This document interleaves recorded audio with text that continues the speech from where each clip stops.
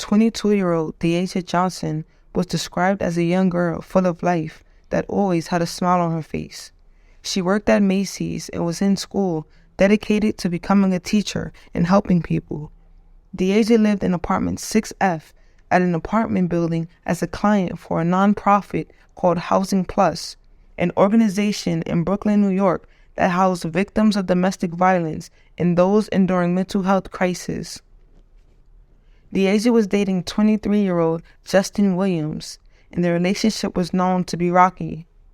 On August 16, 2022, at a family dinner, Dasia confided in her aunt that she wanted to leave her abusive relationship and had a restraining order out against him. As we all know, it's easier said than done leaving an abusive relationship. Neighbors even recalled a time when they overheard the couple arguing and Justin screaming, "The only way you're out is when your mother's gonna bury you." Other times, neighbors saw blood trails coming from Dasia's apartment as the couple argued, and another time, Dasia on crutches with broken ribs and legs. Between August 17th and August 21st, 2022, Justin and Dasia can be seen coming and going from the apartment on surveillance footage.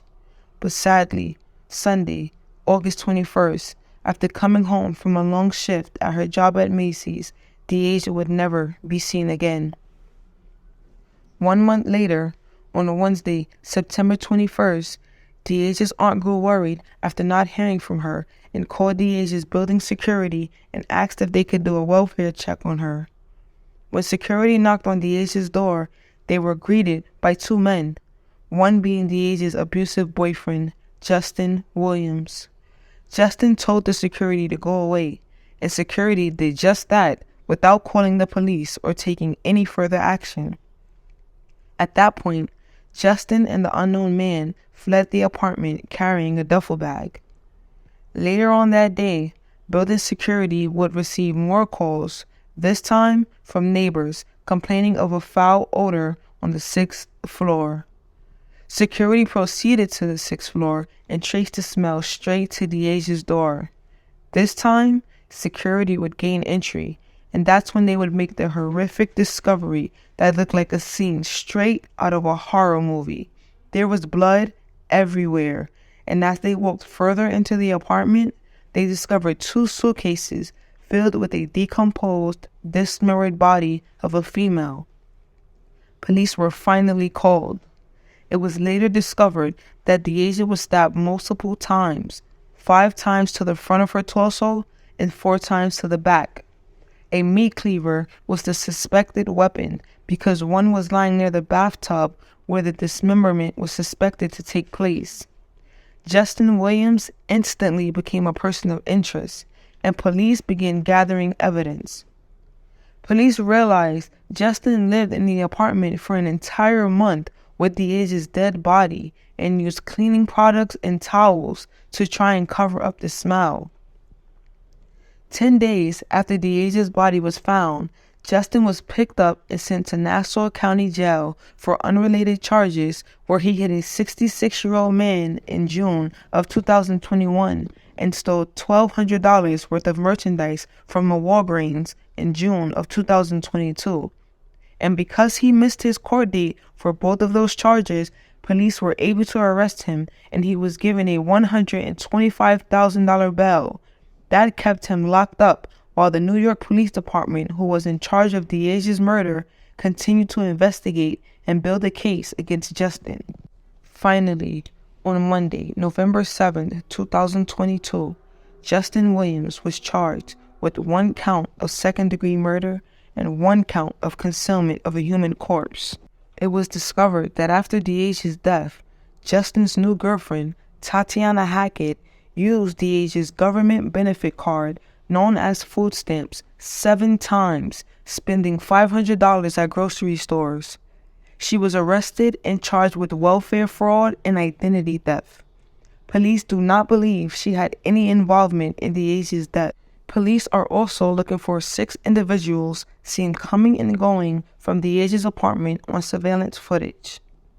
I'll give an update on the 6 individuals in this case when more information is released. Disturbing scene inside an apartment in Cypress Hills. Authorities were conducting a wellness check at the location when they found the victim. Yeah, so many questions at this hour, including just who the victim is and how this could happen. James Ford is live for us at the scene tonight with more. James. And that wellness check you talked about up on the 6th floor of this building was the result of two things: people not having heard from the victim for a while, and neighbors giving complaints about a foul smell. All day long, crime scene investigators and detectives kept coming and going from the building here on Linwood Street and Atlantic Avenue. They removed a lot of evidence related to the gruesome find that had been made here on Wednesday. That's when the building's super, who'd received complaints of a foul odor coming from apartment 6F, let police in to check on a woman in her early 20s. They found parts of her body cut up and left in 2 suitcases, according to police. This man, who did not want to give his name, lives on the same floor a few doors down. You hear arguing, banging, loud stuff, regular stuff, but you can't, like I said, if you try to interrupt or something like that, you're just putting yourself in a problem you can't solve. He said that the woman and her boyfriend would regularly fight, and there was often evidence that it got very physical most of the time. Somebody gets hit very hard in the mouth, right? The blood trail will lead from the door to the elevator. They stood in the elevator, obviously, to the first floor, came back out to the front of the building. The blood trail stops there, and you see them both arguing in front of the building. The boyfriend is being sought in the case, according to neighbors. Some other residents of the building say this is just too close to home. I want to move. I'm annoyed and I'm shocked. Some other people from the neighborhood say that while the case is disturbing, they're not surprised. Now this is the second time in this neighborhood that something like this has happened, and not that they're linked, but I'm just saying that it's unfortunate. She's talking about the case just 6 months ago, about 15 blocks away, where the torso of a missing woman, Susan Layden, was found in a bag in a shopping cart, and days later, other remains were found. Alleged serial killer Harvey Marceline ended up being charged with the murder based on evidence. And now, in this unrelated case, evidence gathered from Wednesday afternoon, overnight, and into early evening Thursday is being amassed to make a detailed case in this crime. And according to neighbors and police sources, the boyfriend of the victim and possibly an accomplice are being sought in the case. Reporting live from Cypress Hills, Brooklyn, I'm James Ford, Pix 11 News. Dasia's family and friends believe building security is partly to blame because they knew Justin should not be in the building, but he was allowed in anyway. Let's send out prayers to Dasia's family and friends, especially her mom, who is severely ill. Let's have a moment of silence for Dasia. If you're a domestic violence victim and you're feeling unsafe and you feel like you have no one to turn to, please contact the Domestic Violence Hotline. They're available 24/7. And remember, you're never alone and there's always a safe way out. Make sure you subscribe to get my updates on this case. And if you've never seen evil, this face right here is what evil looks like.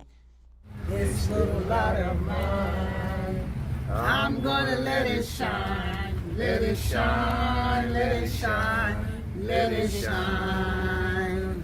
This little light of mine, I'm gonna let it shine.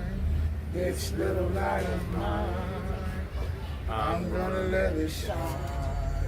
This little light of mine, I'm gonna let it shine. Let it shine, let it shine, let it shine.